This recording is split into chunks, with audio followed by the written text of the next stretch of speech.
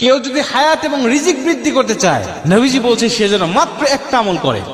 এই একটা আমল করার কারণে আল্লাহ পাক তার রিজিকের মধ্যেও বরকত দিবে, সম্পদের মধ্যে বরকত দিবে, হায়াতের মধ্যেও আল্লাহ পাক তাকে বরকত দিবে। বুখারীর বর্ণনায় হযরত আবু হুরায়রা রাদিয়াল্লাহু তাআলা হাদিসটা বর্ণনা করেছেন। তিনি বলছেন নবীজি বলেছেন যদি কোনো ব্যক্তি সম্পদ আর হায়াত বৃদ্ধি করতে চায়, আমরা তো অনেকে বলতে পারি হাদিসটা শুনে যে হুজুর আল্লাহ তো হায়াত এবং রিজিক নির্ধারিত করেছে, তাহলে এটা বৃদ্ধি হয় কেমন করে? নবীজি বলছে হ্যাঁ, এটা বৃদ্ধি হয়। আল্লাহ হায়াতের মধ্যে বরকত ঢেলে দেয়, রিজিকের মধ্যেও আল্লাহ পাক বরকত ঢেলে দেয়। ওই রিজিকের মধ্যে বরকত দেওয়ার কারণে আল্লাহ পাক তার সম্পদ অনেক অনেক গুণে বৃদ্ধি করে দেয়। একটা উদাহরণ দিলে আপনারা খুব ভালো বুঝবেন। মনে করেন কোন একজন ব্যক্তি হালাল পথে 10,000 টাকা ইনকাম করে প্রতি মাসে।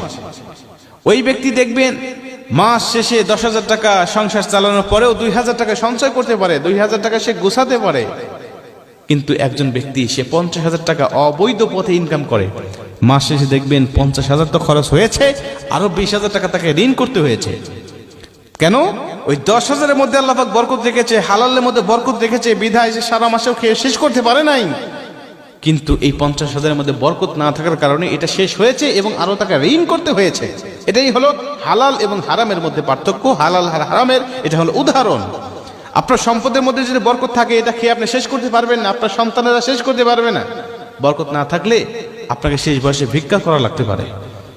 হায়াতের মধ্যে যদি বরকত থাকে, এই অল্প হায়াতের মাধ্যমে আপনি আল্লাহকে সন্তুষ্ট করতে পারবেন, এমন কিছু করতে পারবেন যেটার জন্য আপনি জান্নাতে যাওয়ার উপযুক্ত হয়ে গিয়েছেন। কিন্তু হায়াতের মধ্যে বরকত নাই, তাহলে দেখবেন যে এটা আপনি অল্প সময় দুনিয়াতে ছিলেন, কিন্তু যেটুকু সময় ছিলেন এটুকু সময় আল্লাহ পাকের অসন্তুষ্টি নিয়ে আপনি বিচরণ করেছেন। আপনি এমন কিছু করে গিয়েছেন এই হায়াতের জিন্দেগিতে আপনার জন্য জাহান্নাম ওয়াজিব হয়ে গিয়েছে। মুসলমান ভাইরা আমার, এই জন্য নবীজি বলছেন শুধুমাত্র একটা আমল করবে, সেটা হলো ফাল ইয়াসিল রেহমা। তোমার আত্মীয় সম্পর্ক তুমি ছিন্ন করবে না, আত্মীয়তার সম্পর্ক সর্বসময় রক্ষা করার চেষ্টা করবে। আত্মীয়তার সম্পর্ক রক্ষা করা কাকে বলে?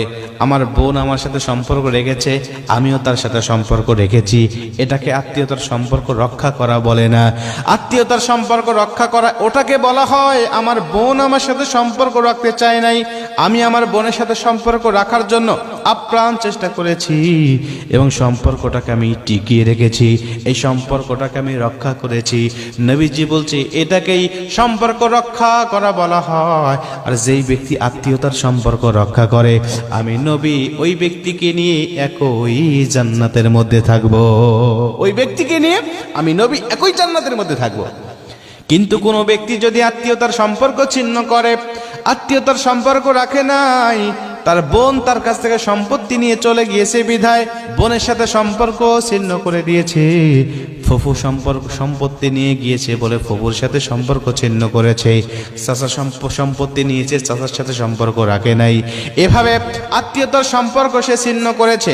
নবীজি বলছে যেই ব্যক্তি কারণে অকারণে আত্মীয়তার সম্পর্ক ছিন্ন করতে পারে, লা ইয়াদখুলুল জান্নাহ, আমি নবীজি বলছি ওই ব্যক্তি কখনো জান্নাতে প্রবেশ করতে পারবে না, জান্নাতেই সে প্রবেশ করবে না।